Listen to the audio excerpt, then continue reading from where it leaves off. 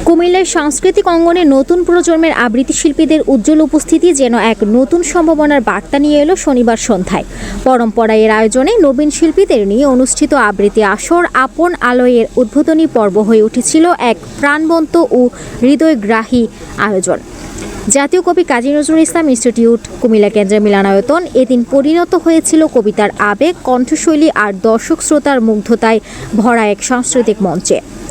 সন্ধ্যা করানোর সঙ্গে সঙ্গে মিলনায়তন ভরে ওঠে দর্শকদের উপস্থিতিতে।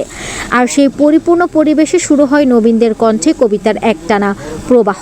পরম্পরা এর নিয়মিত শিক্ষার্থী আরাধ্যা, প্রত্যাশা, নাফিজা, নবনীতা, বর্ণালী ও আদ্রিতা প্রায় 2 ঘন্টা ধরে নির্বাচিত কবিতার আবৃত্তি পরিবেশন করেন। অনুষ্ঠানের সূচনা হয় দেশ বরেণ্য আবৃত্তি শিল্পী কাজী মাহতাব সুমনের বক্তব্যের মাধ্যমে। তার কথাই উঠে আসে আবৃত্তির চর্চা, শুদ্ধ উচ্চারণ এবং নতুন প্রজন্মকে নিয়ে আশাবাদের কথা।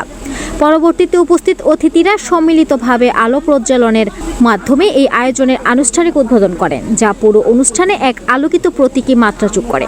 এ সময় মঞ্চে উপস্থিত ছিলেন বিশিষ্ট শিক্ষাবিদ ও চিকিৎসক ডক্টর মুসলেউদ্দিন আহমেদ, বাচিক শিল্পী ও ক্রীড়া সংগঠক বদরুল হুদা জেনু, আবৃত্তি শিল্পী সুলতানা দীপালি, সারোয়ার নাইম, সংগঠক তপন সেন গুপ্ত, শাহিদুল ইসলাম পলাশ, মোহাম্মদ আলামিন সহ আরও অনেকে।